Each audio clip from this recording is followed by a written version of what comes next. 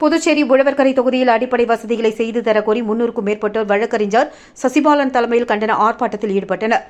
புதுச்சேரி உழவர்கரை தொகுதியில் பல்வேறு அடிப்படை வசதிகள் செய்து தராததை கண்டித்து சரி செய்யப்படாத மின்விளக்குகள், ஐமாஸ் விளக்குகள் மற்றும் குண்டும் குழியுமான சாலைகள், சுகாதாரமற்ற குடிநீர், தெருக்களில் தேங்கி நிற்கும் சாக்கடை கழிவுநீர், அதன் மூலம் ஏற்படும் சுகாதார சீர்கேடு போன்ற பல்வேறு பிரச்சினைகளை கண்டித்து வழக்கறிஞர் ராஜ்குமார் தலைமையில் உழவர்கரை தொகுதி சமூக சேவகர் வழக்கறிஞர் சசிபாலன் முன்னிலையில் கண்டன ஆர்ப்பாட்டம் நடைபெற்றது. இதில் அடிப்படை வசதிகளை உடனடியாக செய்து தர வலியுறுத்தி 300க்கும் மேற்பட்ட இளைஞர்கள், பொதுமக்கள் கலந்து கொண்டு கண்டன கோஷங்களை எழுப்பினார்கள்.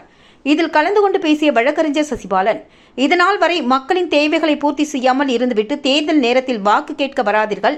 மக்களுக்கு நல்லது செய்ய முடிந்தால் செய்யுங்கள், இல்லை என்றால் அவர்களை ஏமாற்றாதீர்கள் என்றும், உழவர்கரை தொகுதி புதிய மாற்றத்தை எதிர்நோக்கி காத்திருக்கிறது என்றும், அது மாறும், அதனை நாங்கள் மாற்றுவோம் என்றும், எனவே இனியாவது அனைத்து அடிப்படை வசதிகளையும் உடனே ஆளும் அரசும் சட்டமன்ற உறுப்பினரும் செய்து தரவில்லை என்றால் மிகப்பெரிய மக்கள் போராட்டம் வெடிக்கும் என்றும், அது தனது தலைமையில் அமையும் என்றும் அப்பொழுது அவர் தெரிவித்தார்.